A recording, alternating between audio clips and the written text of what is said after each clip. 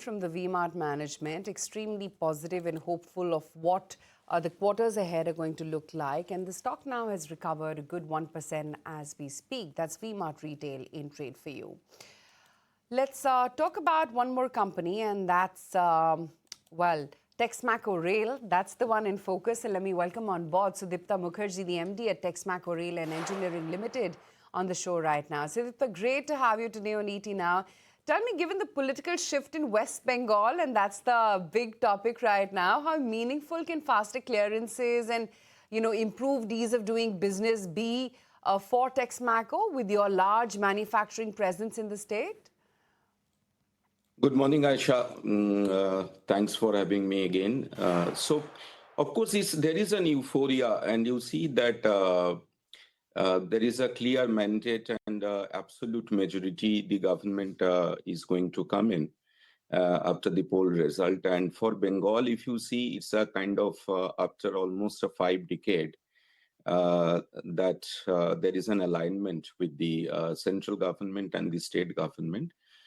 So the expectations are huge. And what you talk about the ease of doing business and all, of course, these are micro things. But I find there is a lot of hunger even in the local political leadership of the team to have a transformation change in Bengal. And we being operating from Bengal for more than 8 decades and being one of the leader.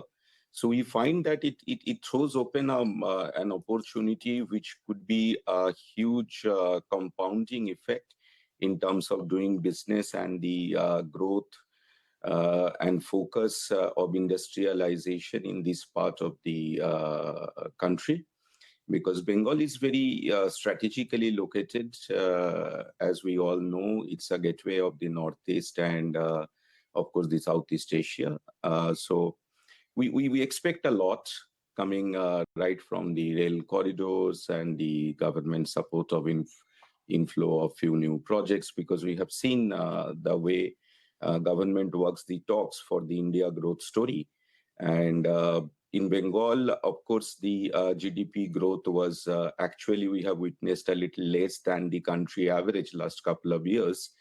And we find there is a huge opportunity to even surpass and in a near term. So which talks about a complete comprehensive growth trajectory for all of us.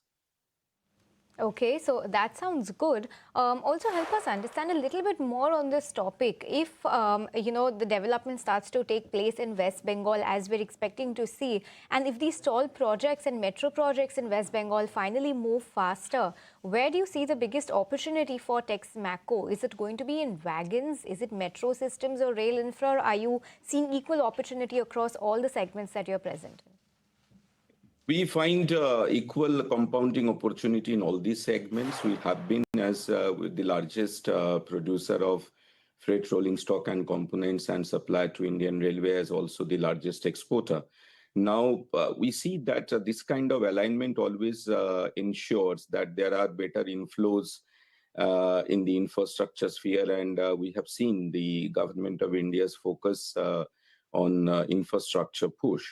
And in Bengal already, I think nearly 1 lakh crore projects are there which were moving. And even if you see yesterday, there was an approval related to upgradation of Kolkata Metro. So Texmaco being in the freight, in the infrastructure, in electrification, and also now once we are coming into the urban mobility sphere, we find a huge opportunity for us and ecosystem, which is going to boost our focus strategy, around which we want to grow Texmaco in the coming 2 to 3 years' time.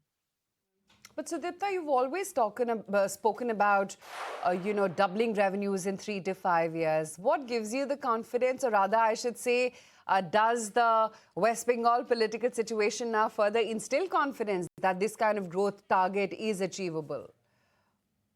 It is absolutely achievable, Aisha, because we took time to craft our strategy. We have been telling that, of course, we should have double the top line in the company and, of course, much more higher EBITDA. So when we talk about that, we are not only focusing on the railway and its adjacencies while we strengthen our core, we are also focusing some diversified portfolios, and in which we have progressed significantly so far.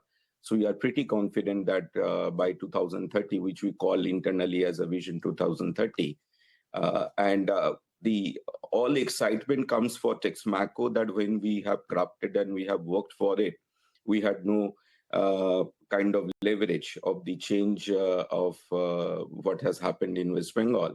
And it gives us impetus that this is going to actually help us fructifying things in a much more risk-free and comprehensive manner, and within the maybe within a shorter span of time. Okay. And also, if you could help us understand where the current order book lies right now. It was around 5,600 crores by the end of quarter 3. So if you can help us with an updated number there. And what is the visibility on the execution of this order book and the impact that it could have on your margins? Sneha, our theme has always remained that we continue to look at the bottom line while we grow at the top line. And our executions have been robust. And as I have mentioned, it is highest so far in last couple of years, which we have been supplying to Indian Railways, and in line with the requirement of the customer, nationally as well as internationally. We have a continuous order flow across our businesses, freight rolling stock, and of course the infrastructure is going up very significantly. The order book, in a nutshell, to tell you that in a current top line, we have more than 1 year's order book as of now, and we are very, very confident that it will be growing significantly in the coming quarters and month by month. Right. Okay, Sudipta, great chatting with you. Thank you so much for your time today. Thank you, Aisha. Thank you. Okay, let's take a very